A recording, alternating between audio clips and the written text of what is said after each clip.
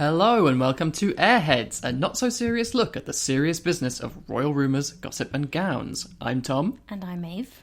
And this week, we finally worked out how to read all the reviews that you guys have been leaving. Thank you so much, everyone who submitted a review.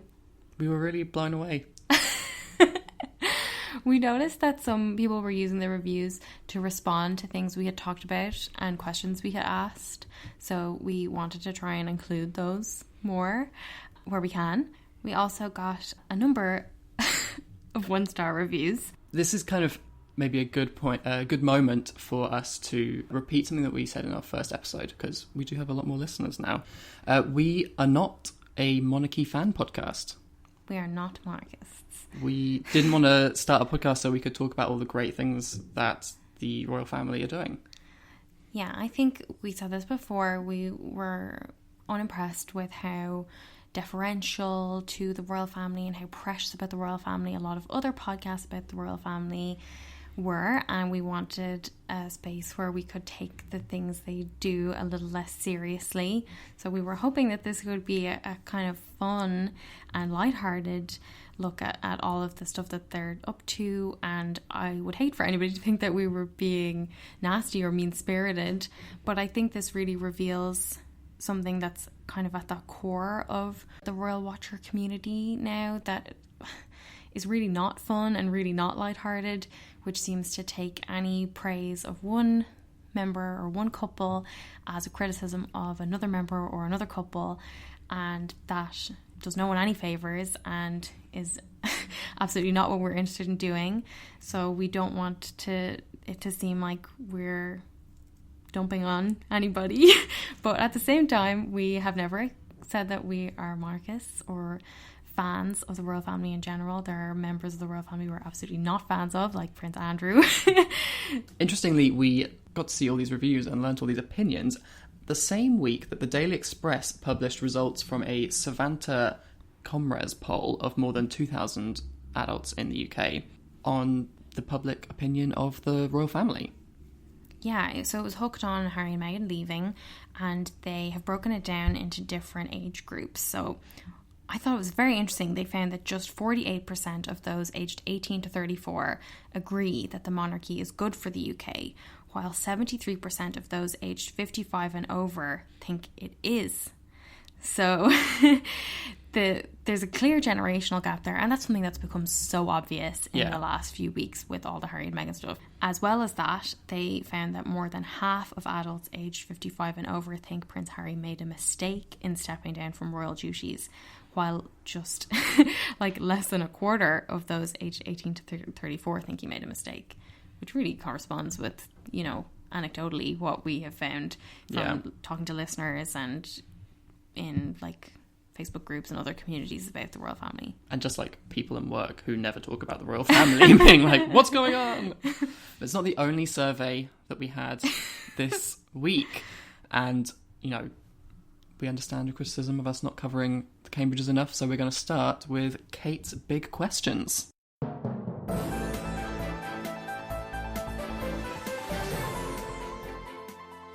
This week was a really big week for Kate Middleton.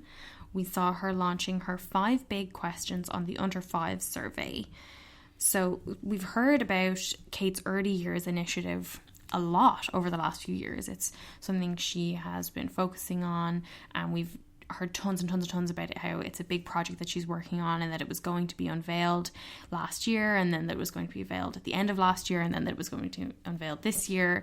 I'm a little bit confused now because I'm not sure if this is the final project that she had been working on, the early years project, or if this is the start of that project, or what we're meant to take from this. But basically this survey is 5 questions. You can answer them. I've answered them on the Royal Foundation website. To give you an example of some of the questions. Question: how much do you agree or disagree with this statement?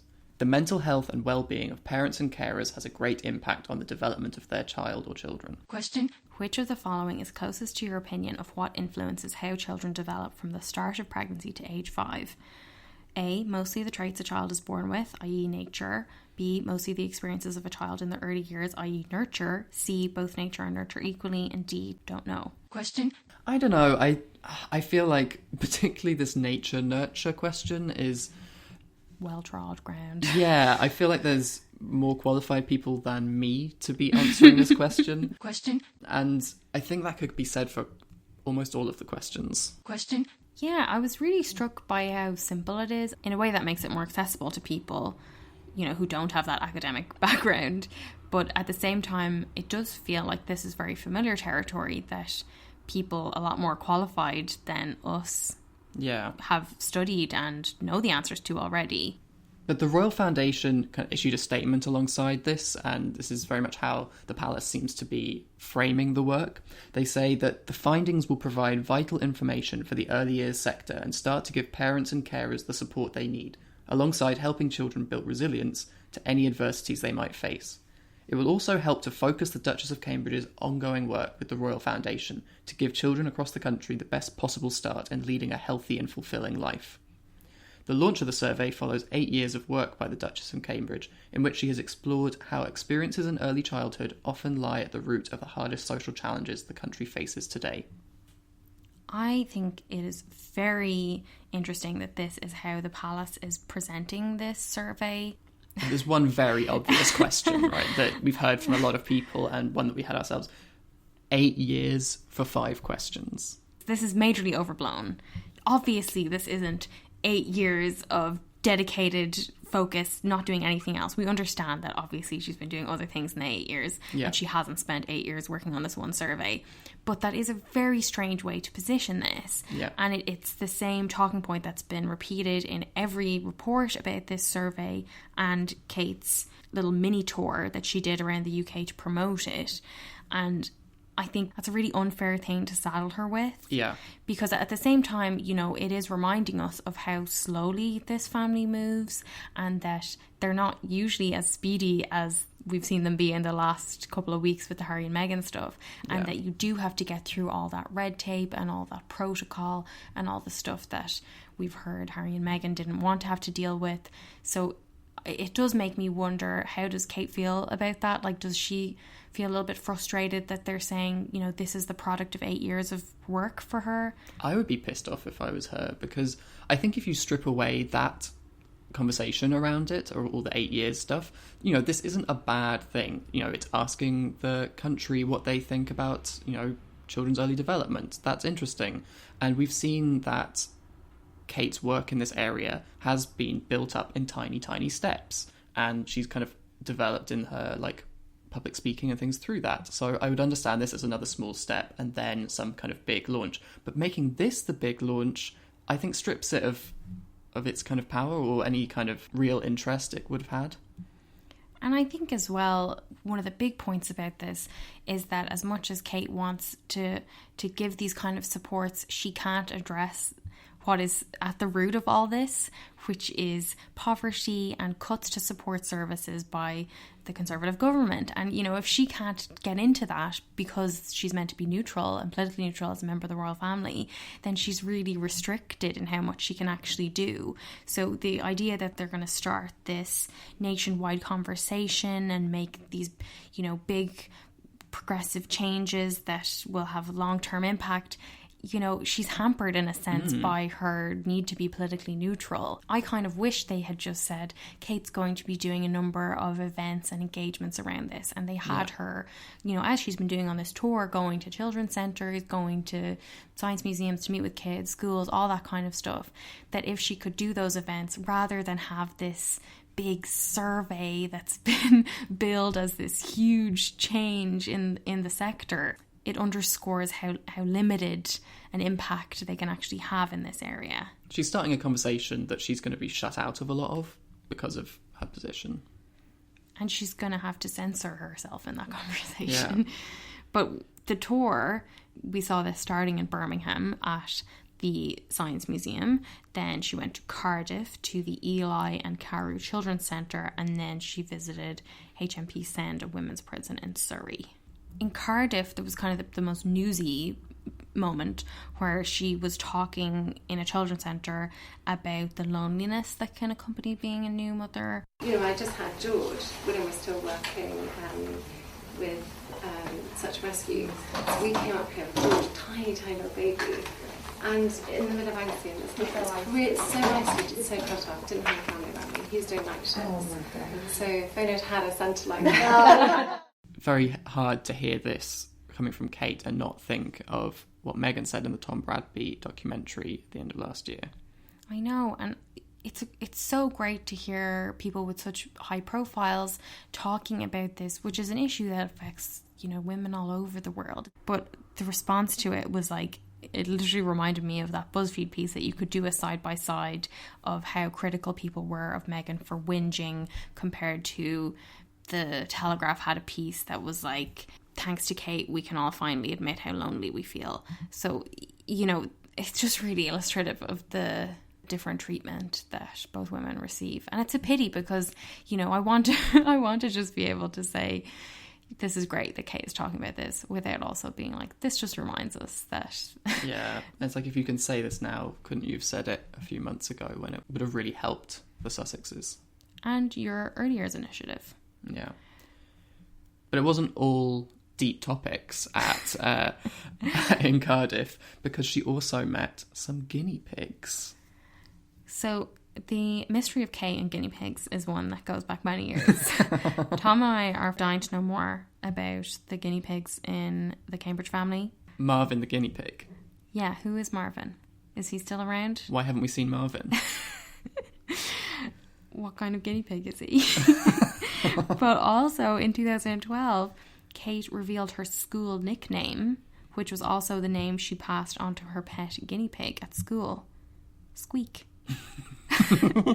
Squeaky Frome. I can't imagine Kate being called Squeak, but it was partly because Pippa was being called Pip. The other event that I wanted to talk about from this mini tour, actually, Kate dressed in quite guinea pig colours, in her camel coat and black roll neck.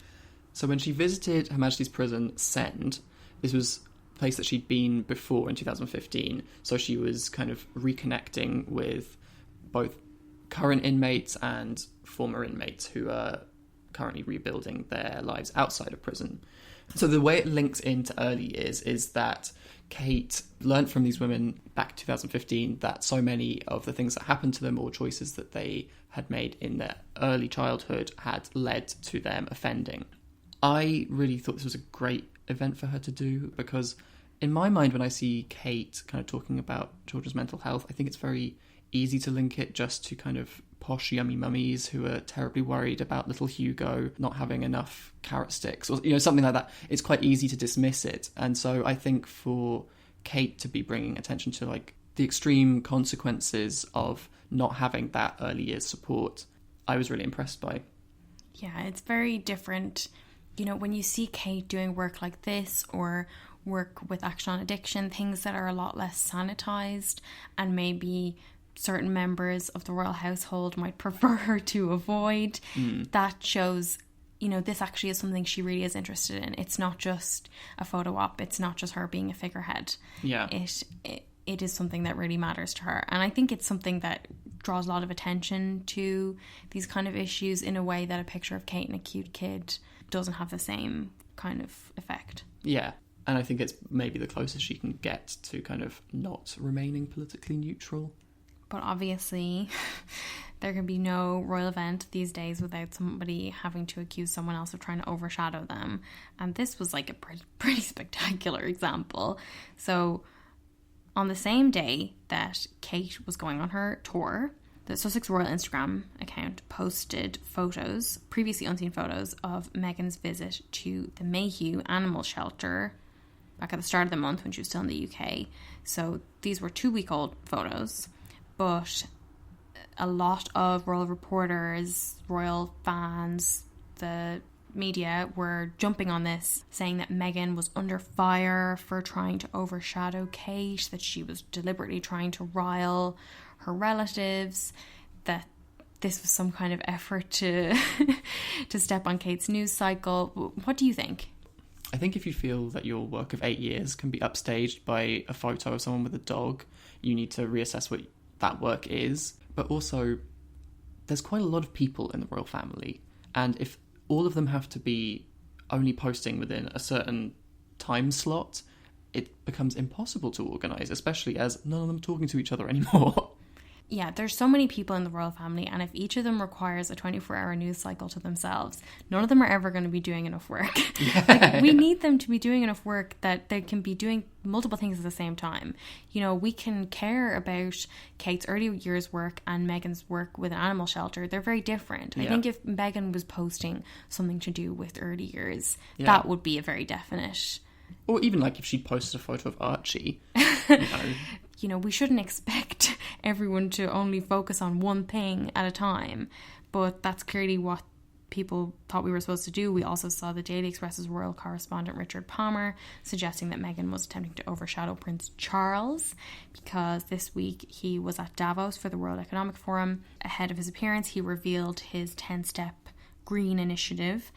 And Richard Palmer tweeted, "Wow, what unfortunate timing that once again, just as a senior member of the royal family was heralding an important initiative, the Sussex royal Instagram account kicked into life with some PR pictures at the very same moment."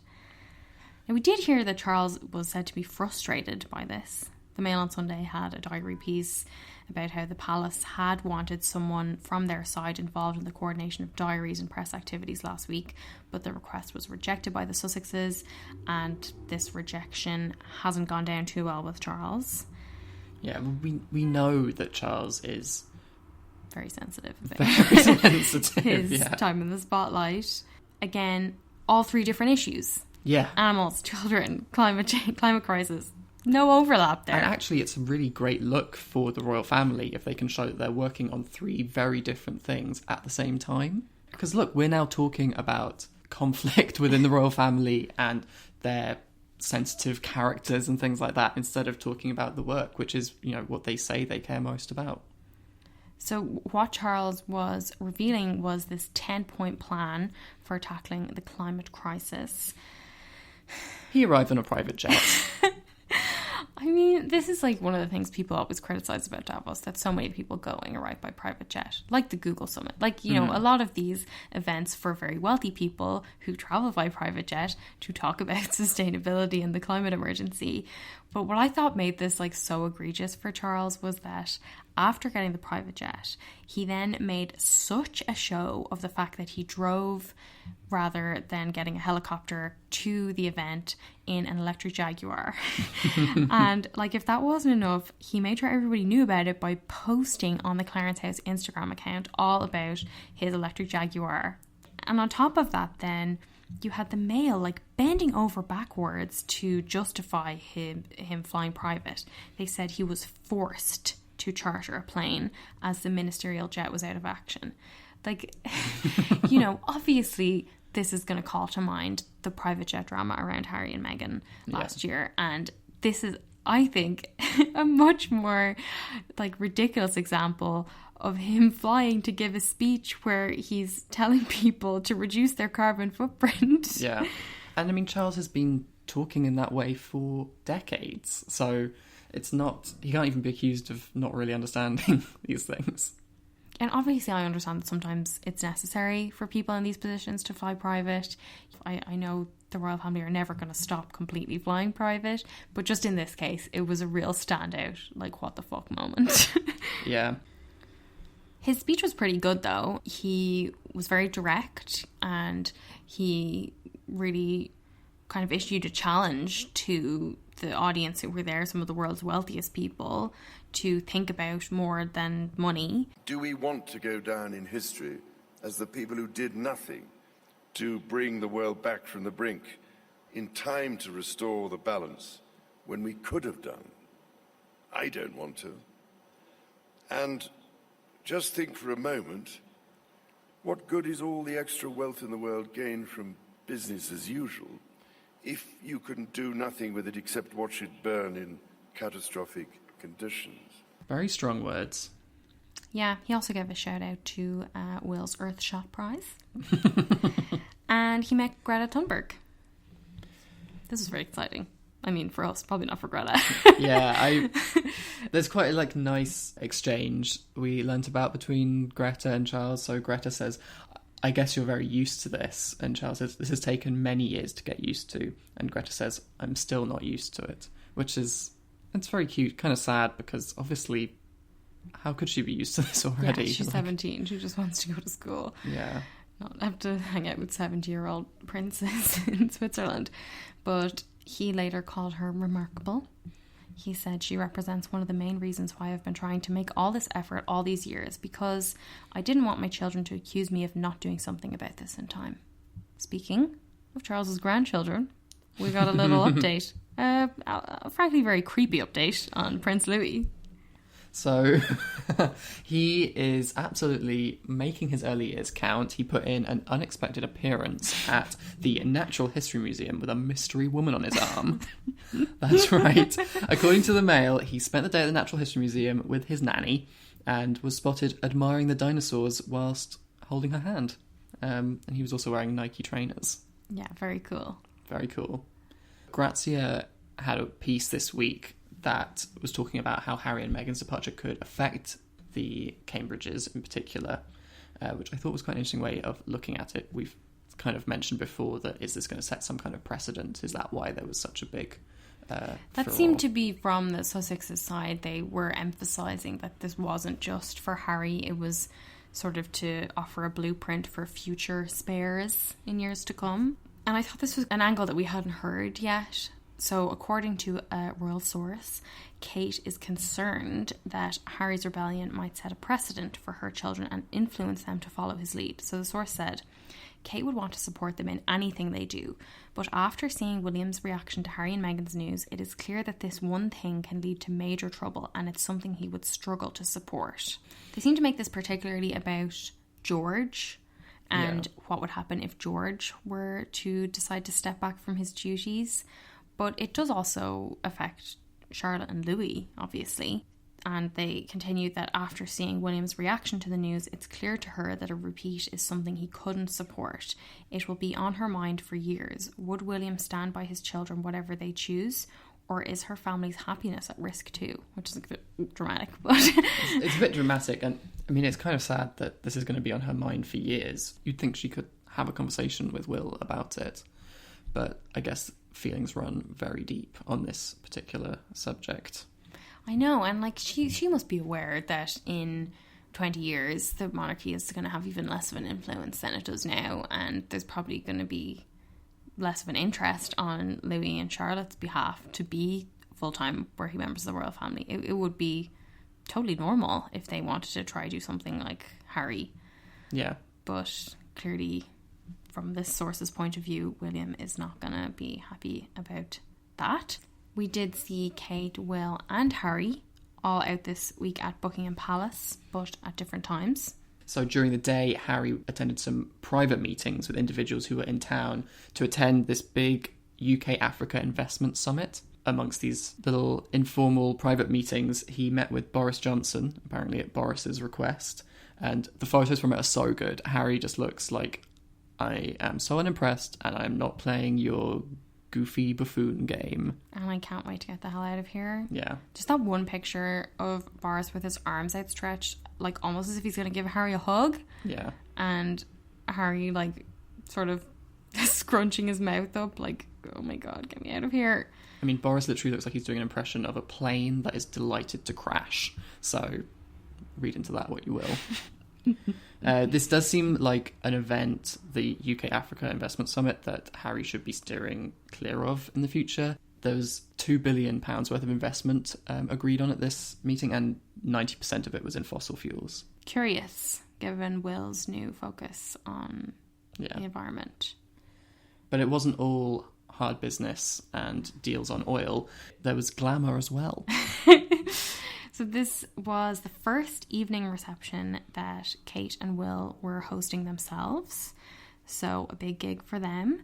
And we saw Will giving a speech, which had this nice little moment in it where he said, Africa is the place my father took my brother and me shortly after our mother died.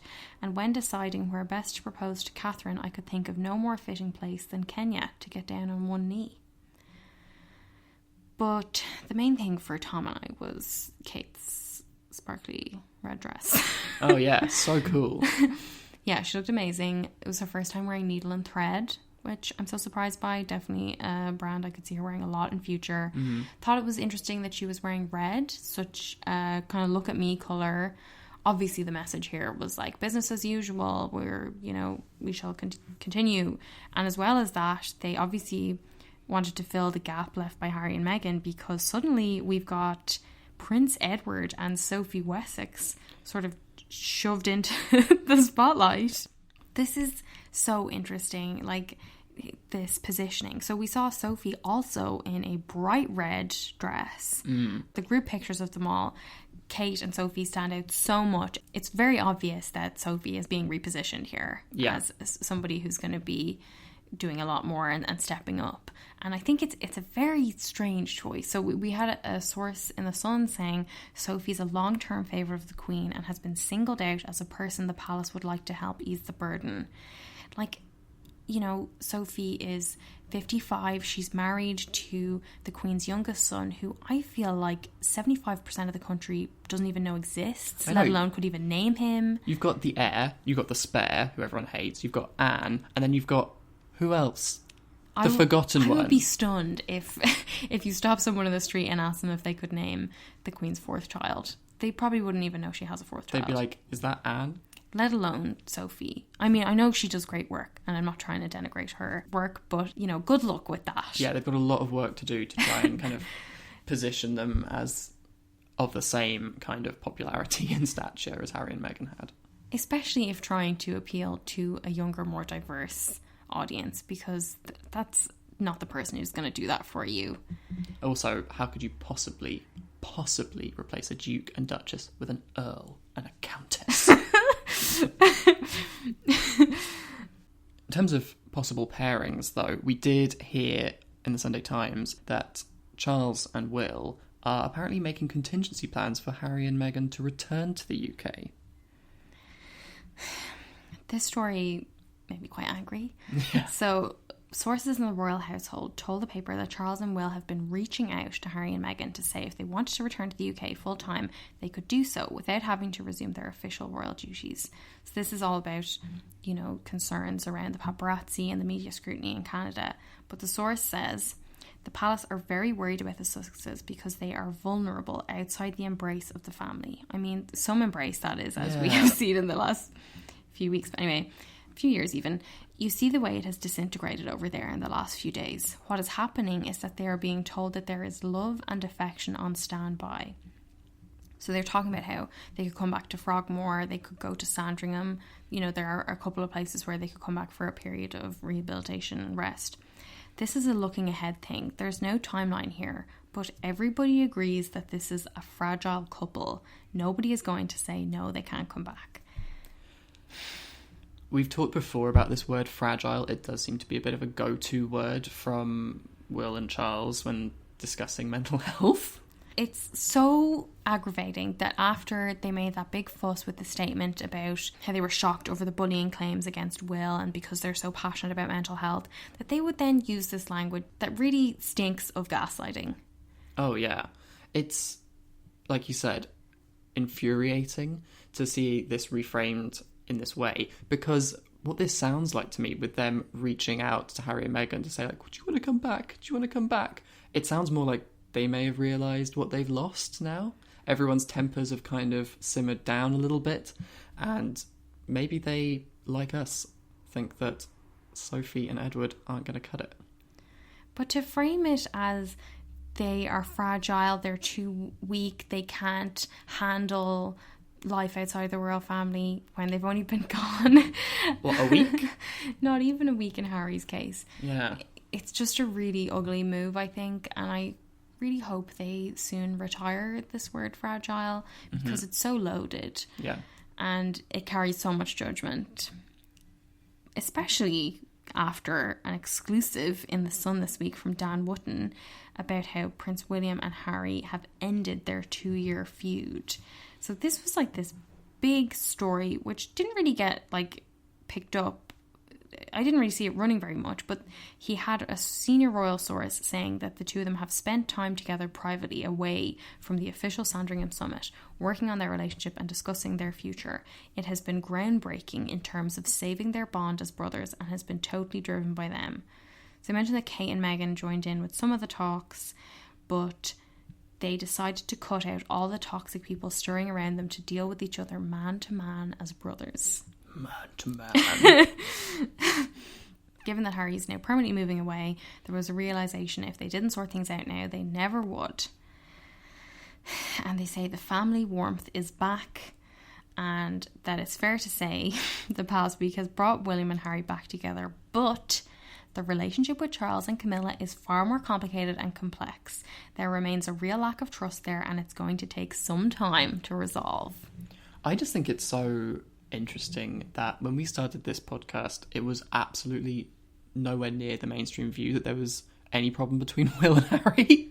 It was always placed on other people, and now we're getting this public admission of needing to heal, and also admitting another rift. My God, like trying to replace one rift story with another. I know.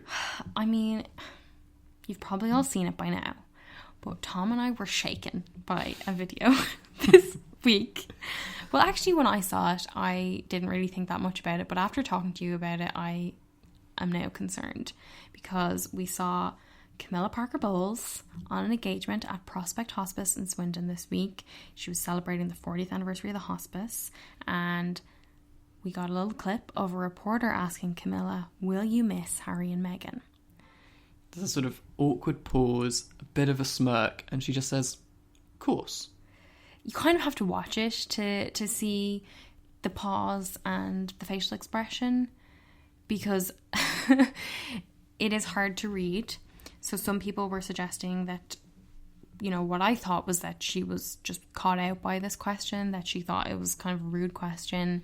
She didn't want to make news. She didn't even say, of course, because she didn't want it to be a headline. But after talking to you about it, I think maybe there was something else going on here.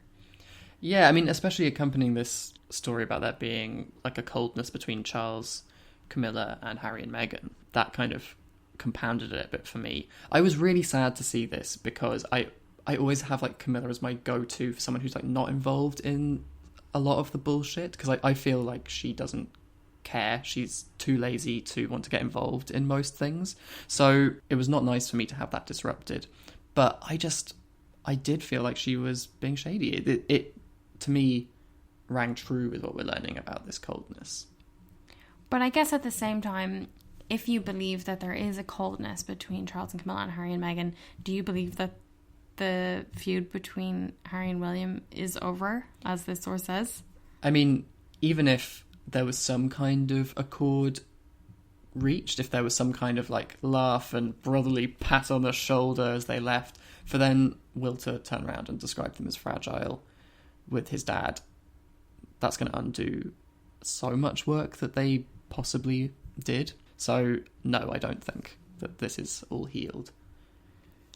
On Monday evening, after his appearance at Buckingham Palace at the summit, Harry returned to Canada. We got these, I mean, you know, on one hand they're paparazzi photos, but on the other hand they are cute, because he looks so delighted to be touching down in Vancouver, getting off the plane, into the car, going to Meghan and Archie. We also heard there was an exclusive in the Evening Standard that Harry has ambitious plans for expanding his AIDS work while in Canada, that he already has a number of major charity events in the diary. They will be staged across America with his charity Sentibale, which is a charity he co-founded to support young people and families affected by HIV and AIDS. So I think that would be pretty exciting, because I obviously do want to see them working soon. Yeah. Monday was also the day that paparazzi photos of Meghan were published in The Sun and the Daily Mail. So, you know, these photos have been seen everywhere now, but it was Meghan on a walk in Vancouver Island with Archie and her 2 dogs, Guy the Beagle and a Labrador named Oz. Are you happy now? All the people who were so upset that they wouldn't even tell people the name of the dog. Do you feel satisfied now that you know the dog's name is Oz? You can write that in your journal. Such a forgettable dog name. Oh. They thought the dog was going to have like a stupid goopy name, you know? Like Ashtanga or something.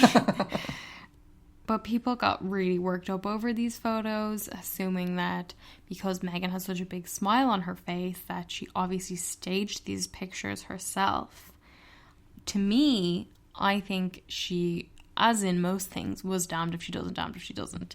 Because if she wasn't smiling, if we saw her looking angry or upset or bored, any other kind of expression, those pictures would just feed into stories about how she's miserable in Canada, how she regrets her choice. Careful what you wish for, Meghan. Yeah, you can see the headlines already. Plus, those photos could be used again and again and again. Anytime there was a negative story about Meghan, if they wanted anything to make her look unhappy, that would be the go-to photo.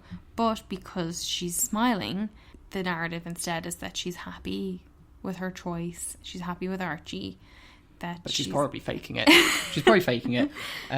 I also thought in this kind of response to this like staging accusation that, well, one, I hope she was just smiling in general because she's happy. But two, I don't think necessarily she was aware that there was a specific photographer in that specific bush and she wanted to give him these photos of her smiling. I think she is, however, aware that with the constant invasion of paparazzi kind of trying to take pictures of them from boats and stuff like that any time she's outside, she kind of needs to be ready for photos to be taken.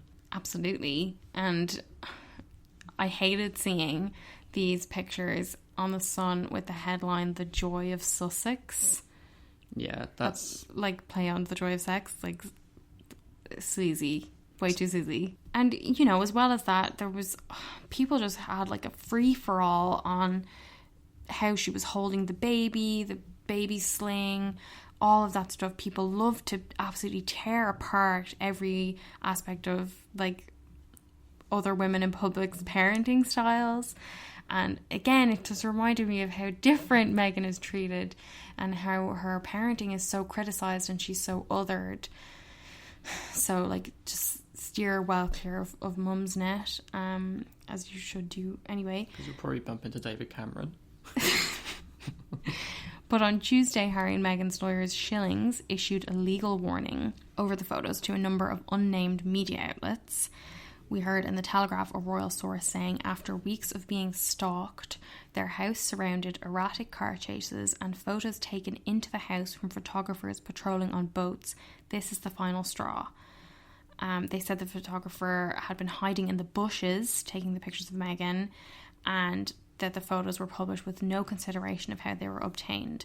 This type of continual harassment and the ignoring of numerous legal notices asking them to stop obviously raises serious safety and security concerns and is causing them considerable distress. So people were like, oh, they can't even be gone a few days without getting into another legal battle. But at the same time, like, you can see there are clear references here to things that have clear echoes of Diana. You know, Obviously I'm talking about the car chases stuff here and dangerous driving. That's another thing that has come up that was apparently mentioned a lot in the legal notices. So that's obviously something Harry is going to be very sensitive about. And given that we've seen Meghan driving herself so much in Canada, you know, that is something that's very worrying. Yeah, absolutely. And I think it's incredibly important for them to come out really strong on all of this because they are having to set down ground rules and a precedent for how they treat people who are trying to invade their privacy going forward. They can't kind of just hunker down and allow this to happen for a few months and then come out and try and backpedal. They need to establish what is okay and what isn't. We also heard that Harry and Meghan's neighbours on Vancouver Island are very unhappy about all the press attention that they've been facing.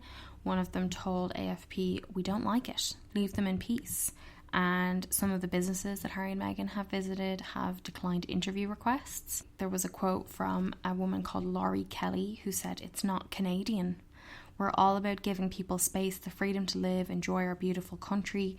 They've chosen to come here, so it should be an honour. Instead, it's a feeding frenzy. None of us are happy about it. I feel strongly we need to let them be and live their lives. Thank you, Laurie Kelly. There's a piece in The Guardian as well about how this privacy has a big part of the Canadian culture, and the media respect that. Like, they said that sometimes journalists and reporters in Canada can get quite frustrated because they have such a high bar for showing that something is in the public interest. Whether it's, you know, misdeeds by a very famous person, it has to reach a really high standard before they're willing to report on it. So they just have a different culture over there, and that's obviously why Harry and Meghan wanted to live there. But on to our quote of the week. We are going to be talking about Harry's speech last Sunday night, which happened just after we finished recording. But this was at a dinner that he attended at Ivy Chelsea Garden in partnership with Centre Barley. And this was a very emotional speech, because the first kind of part of it was him addressing everything that's been going on over the last couple of weeks. I know, it was very striking. He didn't actually say anything particularly shocking in it, but his candour in it was like very affecting. I felt like it was quite moving watching him, and it was very intimate. You know, it was just filmed on an iPhone with like kind of crap lighting, so it did feel very personal. Well, we had weeks of like written statements, like screenshots of PDFs put on Instagram from all sorts of different sources. And now this was, as he said when he started, I can only imagine what you may have heard or perhaps read over the last few weeks, so I want you to hear the truth from me as much as I can share, not as a prince or a duke, but as Harry. First names. All about the first names. He went on, I've grown up feeling support from so many of you, and I watched as you welcomed Meghan with open arms as you saw me find the love and happiness that I had hoped for all my life. Finally, the second son of Diana got hitched. Hooray. He also mentioned Meghan and said that the woman I chose as my wife upholds the same values as I do. She's the same woman I fell in love with, which I felt like was really reassuring people, or trying to reassure people who have sort of concocted these ideas of Meghan in their head as this manipulative schemer. Or people who are like, when's the divorce happening? It's like, well, he just chose Meghan over literally his entire family and way of life, so I think they're probably fairly strong. The big headline part of it was that he revealed that he wasn't happy with how the deal turned out and that they didn't get what they wanted. He said, it brings me great sadness that it has come to this. The decision that I have made for my wife and I to step back is not one I made lightly. It was so many months of talks after so many years of challenges, and I know I haven't always gotten it right, but as far as this goes, there really was no other option. Again, like, it's nice to see a human insight into this. You know, I'm sure there's spin on this. Like, I'm not going into this totally naively, but it feels like a more rounded view of what's happened here. Yeah, and when he's talking about so many years of challenges, a lot of columnists this week were saying, oh God, you've only been with Meghan 2 years and you're already having so many years of challenges. But this is obviously about him, and about how he was so upset with how much press scrutiny his relationship before Meghan received, and just in general how he's been covered so much by the media throughout his life. So I think that really refers to him specifically. But I thought the whole point of this speech, well, primarily was to assure Centre Ballet, because there was so much kind of concern over what patronages are they going to be allowed to keep, what are they going to have to abandon, you know, and he's letting them know he's not abandoning them. He says, what I want to make clear is we're not walking away, and we certainly aren't walking away from you. That, like, even though they hoped that they would be able to keep doing the sort of part-time royal work without public funding, they found that that wasn't possible, but that it doesn't change who he is or what's important to him or things like that. And he made very plain what the biggest factor in the decision was for him, at least. He said the media is a powerful force. And like we knew, we talked about that last week, about how that was such a big part of the decision for him, at least as we understood it from how he'd been talking around it for years. And it seems like this is the clearest statement we're going to get about that. Yeah, as well as him reassuring Centre Barley, we got like a sense from the heads at the charity as well that they don't see Harry in any way diminished by what's happened. They're still delighted to have him as a patron. And I think that must be very nice for Harry that, you know, this is someone like saying, we don't just want you for 3 letters at the end of your name. We want you because of what you're bringing to this. We did get a little Archie update, which I really enjoyed. He said that Archie saw snow for the first time the other day and thought it was bloody brilliant. Like, so English. So Ron Weasley. There's so many potential quotes from this the speech, but I think our favourite is this one. Together, you have given me an education about living, and this role has taught me more about what is right and just than I could ever have imagined. We are taking a leap of faith, so thank you for giving me the courage to take this next step. It's sad, isn't it? And I felt like it was even more emotional after reading Lainey Gossip's piece about it. So Lainey did some like incredible detective work and identified that line, together you've given me an education about living, as a nod to Princess Diana, that in 1993 Diana also gave a speech before one of her patronages, like Harry, in which she announced that she was going to withdraw from public life. So she told Headway, the Brain Injury Association, "You have also given me an education by teaching me more about life and living than any books or teachers could have done. My debt of gratitude to you all is immense. I hope in some way I've been of service in return." So it really shows like how he really studies his mother's work and how like what he learns from her, and that, you know, it seems impossible that this is a coincidence. Like, no way. He must have really paid attention to that speech that she made at that particular moment, and he was clearly drawing from it in making quite a similar announcement about his own life. And fit for a queen this week. Yeah, speaking of lessons from Diana, Kate, obviously following a Diana-approved strategy at Minibrum, which is a child-sized mini-city at the Think Tank Science Museum in Birmingham. Kate wore this incredible blouse, this silk pussy bow blouse with green and blue chevron stripe print on it by Tabitha Webb, with her white leg trousers from Jigsaw. But oh my god, the blouse was just like stunning. What a gorgeous blouse. Cool. Yeah, and we have heard before that Diana used to purposely wear very vibrant colours and prints when she would be visiting children.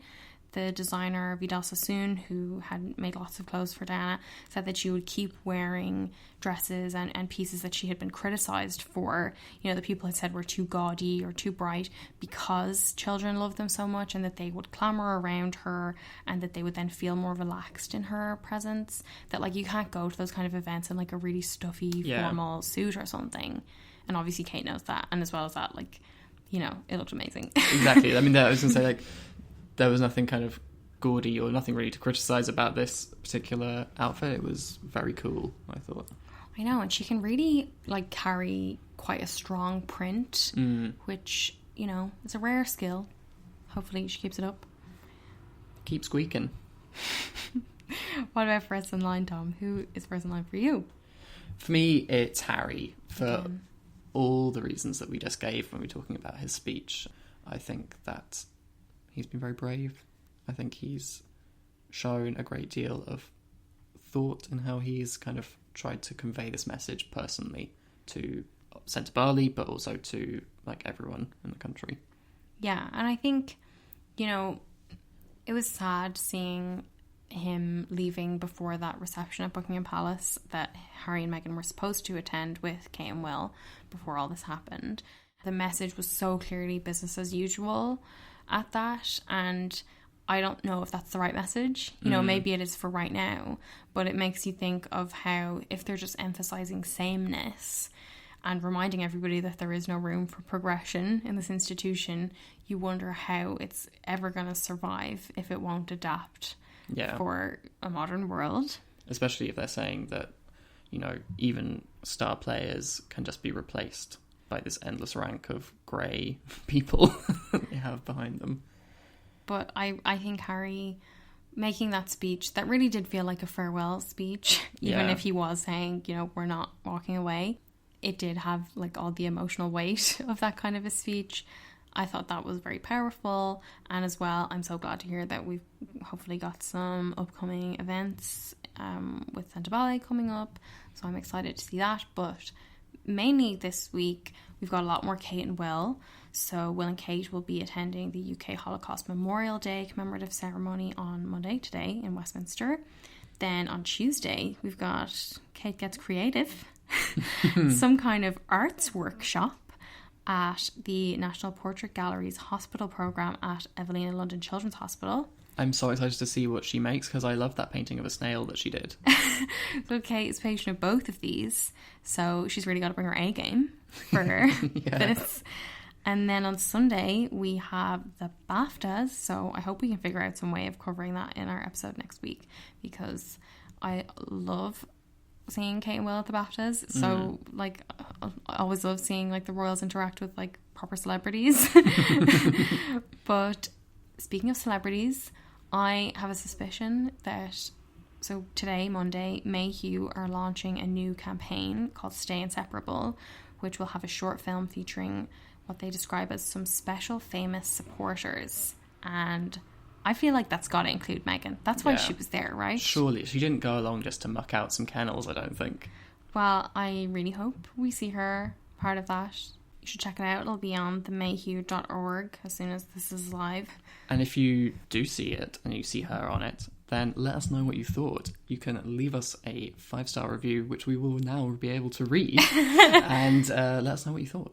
Yeah, let us know what you think about Kate's 5 big questions as well. Yeah. Maybe you can help us understand this a little bit more. You can also find us on Instagram and Twitter at AirheadsPod, and on Facebook at Airheads. Thanks so much for listening, and we'll see you next week. Have a great week. Bye.